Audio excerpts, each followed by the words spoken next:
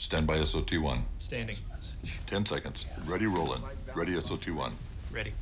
In 4, 3, 2, 1. Roll in.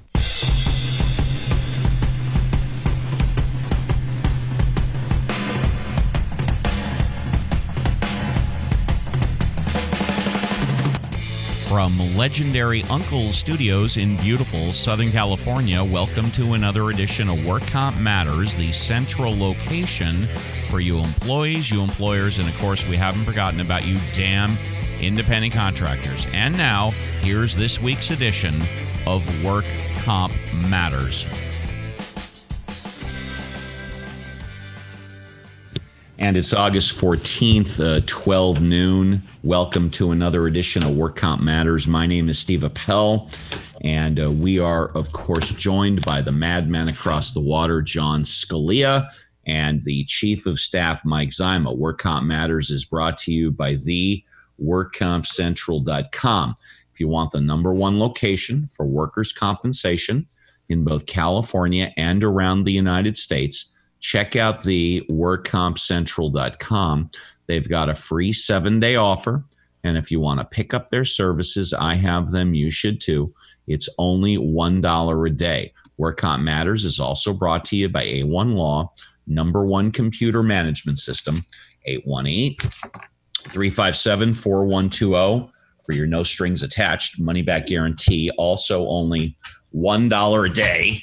A1 Law. And John Scalia is probably seeing me bouncing around because I'm trying to lower my, there we go. I just lowered my chair in better position for my microphone. Good afternoon, everybody. I hope you all had a wonderful week, and I hope you and your families have a very safe weekend. Speaking of a safe weekend, much of California is currently and in the process of enduring a heat wave that is pushing temperatures above triple-digit marks. A statewide flex alert has been issued.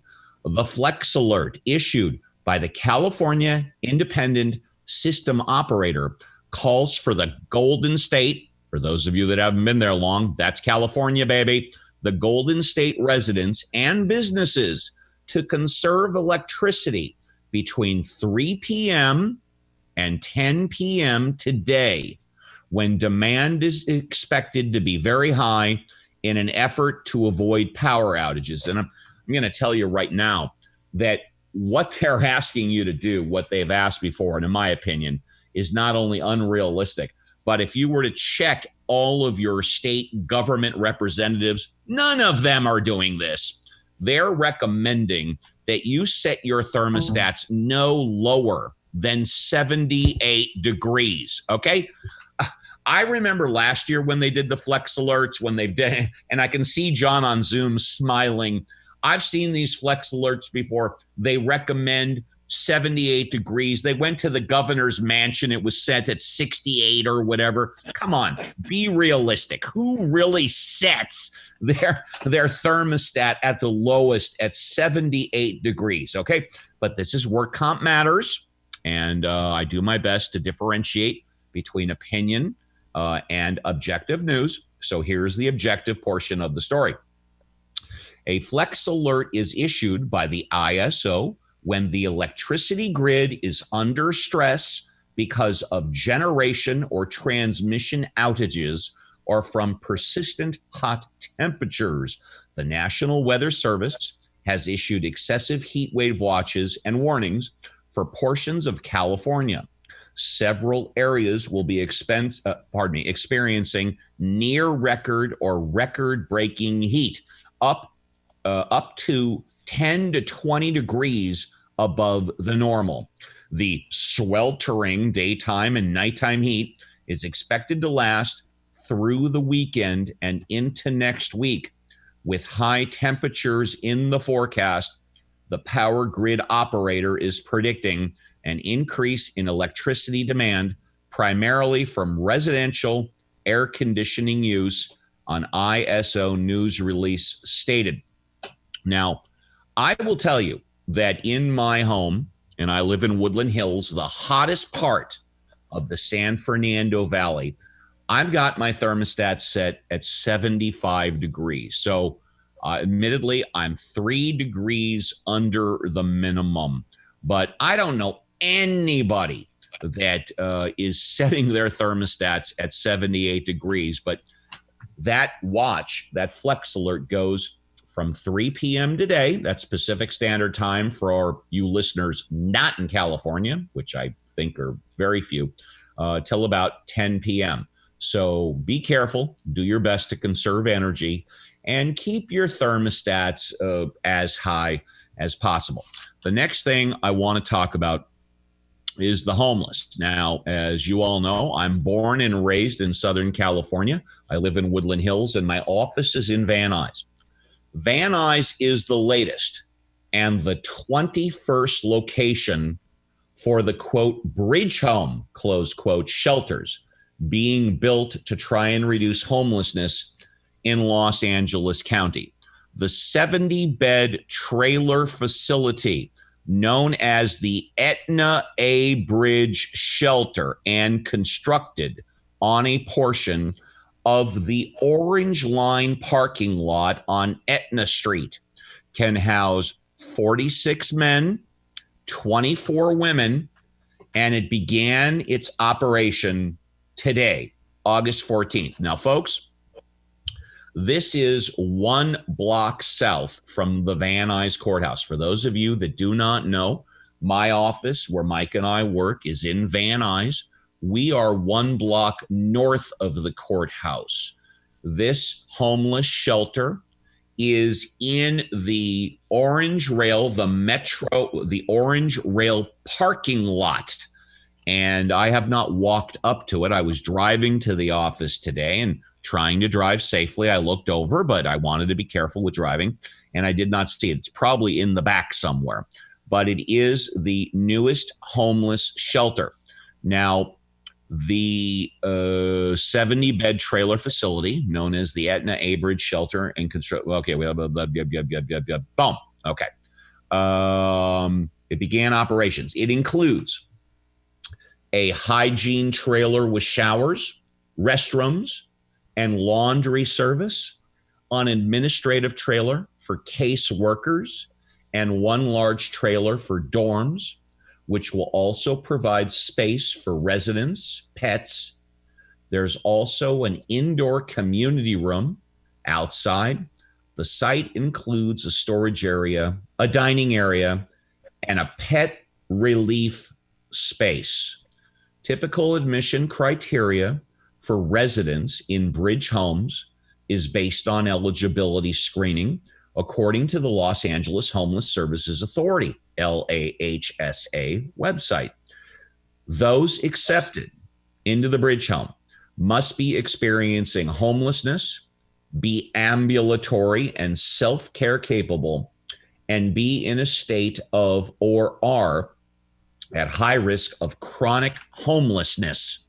The Salvation Army will be the site's service provider and offer case management service, including housing, substance abuse, and mental health assistance. The residents will receive 3 meals a day. There is no corner in the San Fernando Valley or Los Angeles not experiencing or seeing some homelessness and people living on the sidewalks and our neighborhoods, said Los Angeles Council President Nuri Martinez, whose 6th district is where the facility is. Speaking at the ribbon cutting ceremony, blah, blah, blah, blah, blah, blah, blah. We are committed to building more thorough homeless shelters, blah, blah, blah, blah, blah. If we win, they win, we win, blah, blah, blah, blah, blah. Los Angeles Mayor Eric Garcetti said he was not going to shut off the power if they threw a party. No, I'm just kidding, folks. And construction for the $5 million site began in March and was completed this past July, according to the mayor's office. And I just want to say, I am totally in favor of this. You know, a lot of people say that they're in favor of homeless shelters, but don't put them in my community. Okay. I am very much in favor of this. My only concern is that their does not become an increase of homeless people on the streets and the sidewalks around the area. I have said on this show many times, I am happy to provide my tax dollars to get the homeless on the streets into shelters, in addition to having safe shelters, having administrative staff that will properly admit them after taking a history, properly and accordingly observe them while in the shelter, and hopefully provide skills, vocational skills, living skills that will assist them into getting jobs and getting set up for their future life.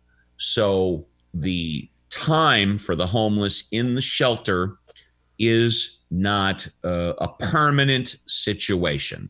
And I am totally in favor of this. And I have to give a major kudos to Mayor Garcetti and his staff for doing this. Mike, I don't know if you knew about this, but there it is. What do you think? Well, let me ask you, how many folks can it serve? I think it said about 84 or whatever like that at one time. Well, it would seem like it's a stretch in the right direction. I got to tell you, I feel pretty bad because I have no tolerance anymore for homeless folks. Yeah, you just don't like people hitting you up for money on the street, regardless of whether they're homeless or not. I don't like to look at them. I don't like to engage with them. I want them to get the F out of my face. And I know I feel bad about that. I'm not supposed to think that way, but I do. That's okay. And John, we're about at break time. I mean, if you want, you can comment, but I know you haven't heard of this. I mean, this is in our backyard, but damn, you're 6,000 to 8,000 miles away. So, Well, all I can say is that I was one of the founding members of the Bridge to Home, which is a homeless shelter operated in Santa Clarita. Oh, there you go. All right. And it's never, it's not funded by the taxpayer. It doesn't run all year, but it runs all the time. So when you quoted the figures, and I thought, wow, that was $5 million to serve 80 people. They could have built a house for each of them for less than that, right? I mean, I understand, and they've got a lot of support services. So the $5 million is not going to cover the support, probably. I don't know. My opinion is that America just never does anything that's really going to take care of the problem. I mean, yeah, it's great to help 80 people, but that's a drop in the bucket. Let me give the quote from the story, and then we'll go to news. Los Angeles Mayor Eric Garcetti said the facility in Van Nuys was one of 4 new bridge home projects that would be open throughout Los Angeles and surrounding communities by the end of the week. 2 more are planned for next month, and he expects to have 24 bridge homes open with more than 1,800 beds by mid-24. So, by mid-December. So 1,800 divided by 24, and that's going to give you, I presume that comes out to about 80, 85 beds per thing. I don't know. Well, that's a good, yeah. If those are the numbers, then that's a good start. That is a good start. Yes, and I think it's ideal to provide the comprehensive services because some of those people are never gonna be productive again. They're never gonna have a job, but a lot of them do want to have a job. They want to be back. They want to be a regular person. I absolutely agree.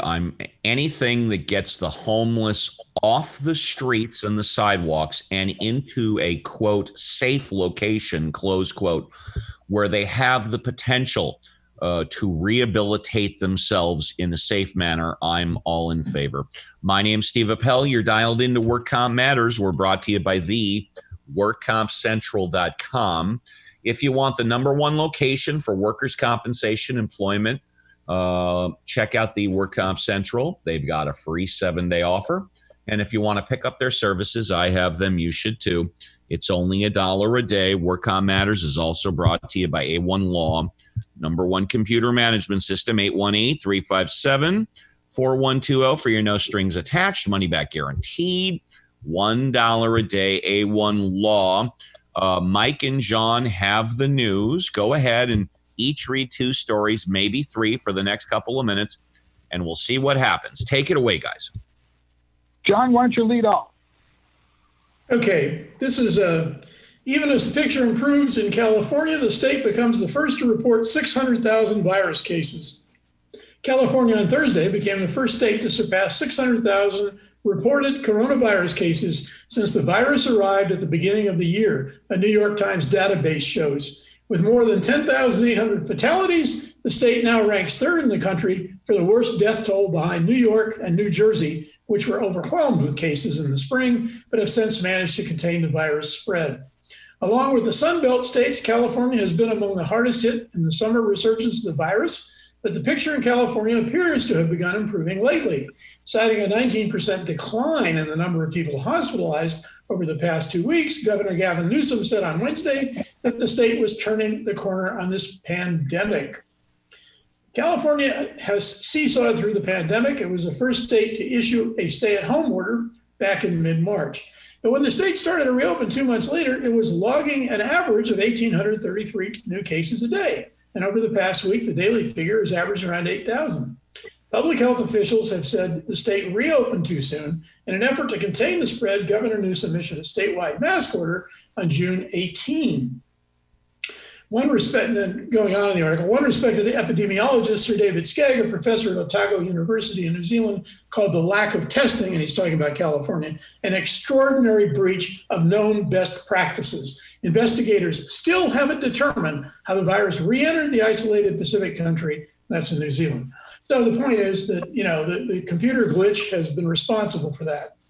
Mike, go ahead. Temperatures are likely to hit triple digits in the Bay Area this weekend, a major worry for health officers who foresee crowds of sunbathing, beer-drinking beachgoers spreading more sickness around the region. UCSF epidemiologist Dr. George Rutherford ordered a cautionary tale. In Israel, a May heat wave inspired school officials to let kids remove their masks, contributing to the massive resurgence in cases. Quote, people want to take off their mask when it's hot, Rutherford said. Don't do it, end quote. And we certainly have weather that's in the triple digits right now in Southern California, and we've got 2 fires on either end of the San Fernando Valley. So, John, I wouldn't go out now and run a marathon, although I probably wouldn't anyway. Well, go.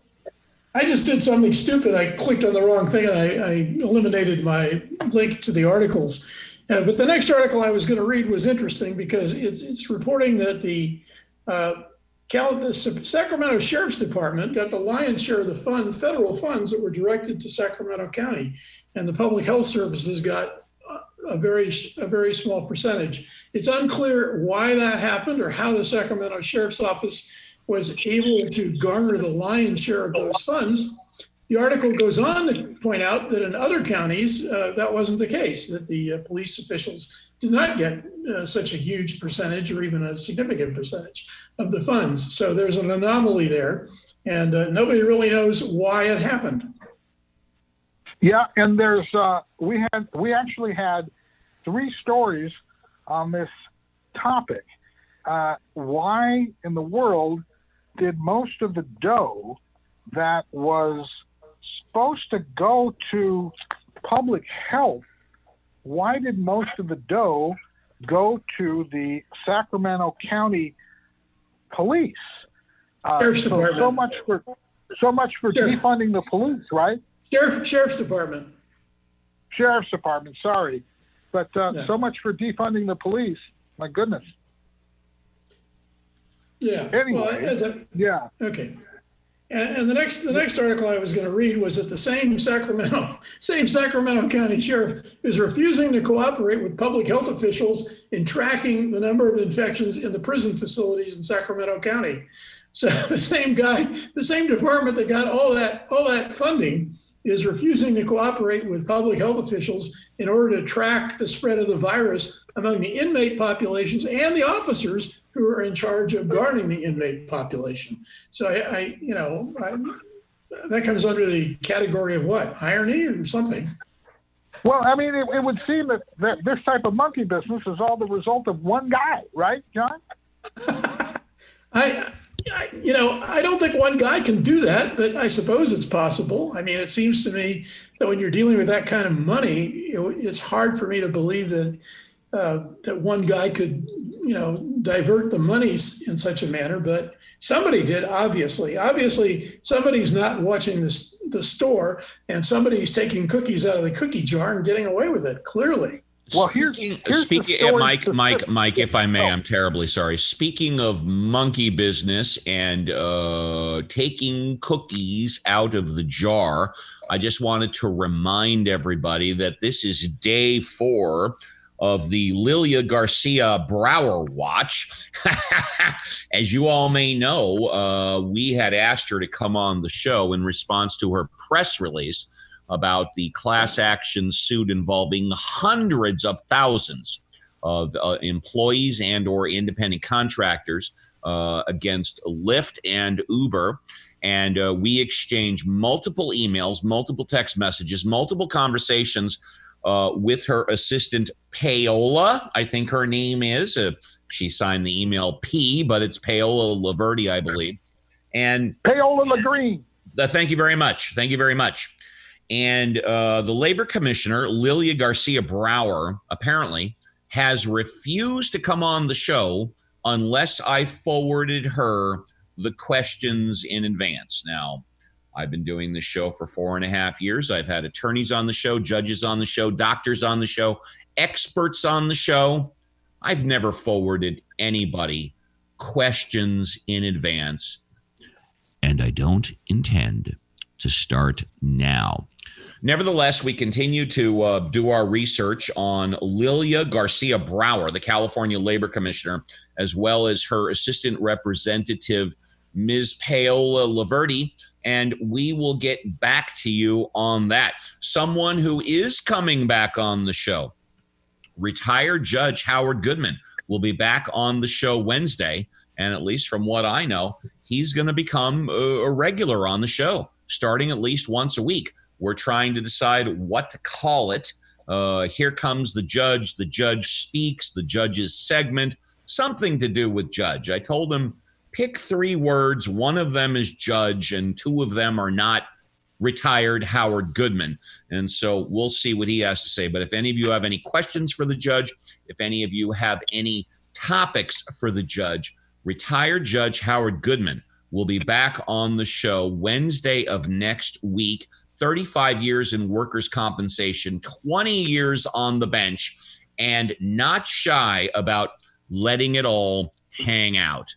Mike and John, we've got about 5 minutes left. So if you want to talk, comment, question, comment, concern, news story, go for it.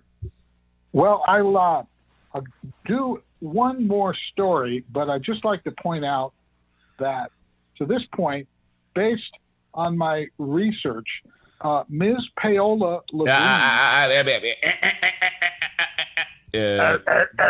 why don't we talk about this off air if you're providing new information? If it's something that we've heard before, you can go ahead and say it. Is it something we've heard before? No, but I'll put it in the game. No, I want everything.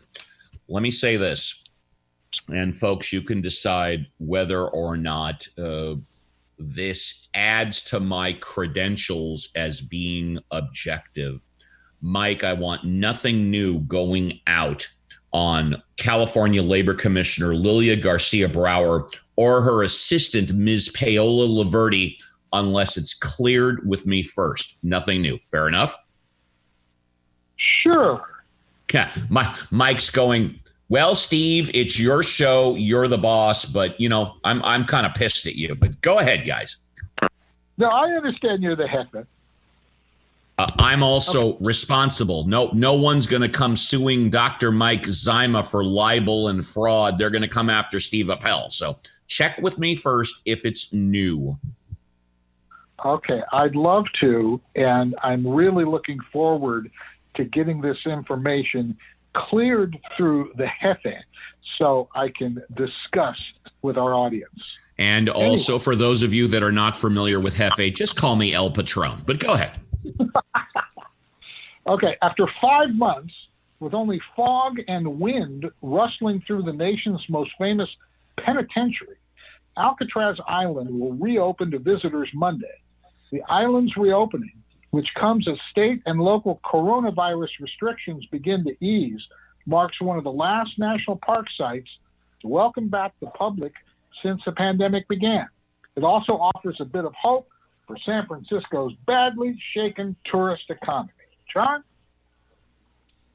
I don't have any burning desires right now. I mean, I'm watching the football thing in college, and interestingly enough, as I said before, it's breaking down between the hotbed of football, which also is the heart of the Confederacy. Isn't that interesting? Where they're going to go ahead and play, and the Pac-12 and the Big Ten are not. Wait, John, you mean college? There will be college football? The SEC says there will. Yeah. They're saying that come September, I believe their first game is September 26th now, and they're saying they're going to play. So the Southern Athletic Conference, it's the SEC, the Southeastern Conference, which and is the ACC, which is Florida, Athletic, right? Pardon? It's Florida, Alabama. right? Well, it's Alabama. Auburn, Florida. Florida. As I said, Florida is the only respectable academic institution in the SEC. But anyway, and the Atlantic Coast Conference is also saying so far that they're still going to go ahead and play. And that's a conference with Notre Dame, Wake Forest, Duke. So it's got really good academic schools. And that's interesting. They're still saying they're going to play too. So it's going to be interesting to see how it plays out. Well, Duke is March Madness every year, but as far as football, that's basketball. I was going to say Duke is a powerhouse in football. I didn't know that. Well, they've actually occasionally had some pretty decent seasons. Yeah, but they're in the Atlantic Coast Conference, and that's got Notre Dame now as a football member. It's got Syracuse. It's got some pretty big football schools in it, and it's got some really good academic institutions in it too. Well, and they're still refusing to give up the ghost. Syracuse is northern New York State, or what do they call it? Upstate New York, or whatever, like that. Yeah. The Orange. It's huge. Syracuse University. Yeah. Exactly. Syracuse University is a huge school. I mean, it's got a huge enrollment. Oh, in fact, that's where Biden went to law school. Mr. Delaware went to New York to law school. That's great. Mike, closing thoughts, burning desires. Nope, thank you. All right. Well, it's been another wonderful program. I want to thank the madman across the water, John Scalia, the chief of staff, the doctor, but he's not a medical doctor, Mike Zyma. John Scalia from legendary Uncle Studios. That would be Scott Walton. Say again? You said John Scalia from legendary. Oh, I'm sorry. I meant Scott Walton. Thank you, John. It's been Friday. It's Friday. It's been a busy morning. The heat wave is coming on. I have no idea what the thermostat is in our office. Mike, do you have any idea? I don't know what it is here. No, but I'm not sweating, so it's okay. Yeah. Okay. Well, you may not be sweating, but I'm schwitzing up a storm. There you go. Sure. Yeah. For all the good people back at work at the WorkCompCentral and A1 Law, my name is Steve Appell. We'll see you again next week for the Lilia Garcia Brower Watch at noon Monday for another edition of Work Comp Matters.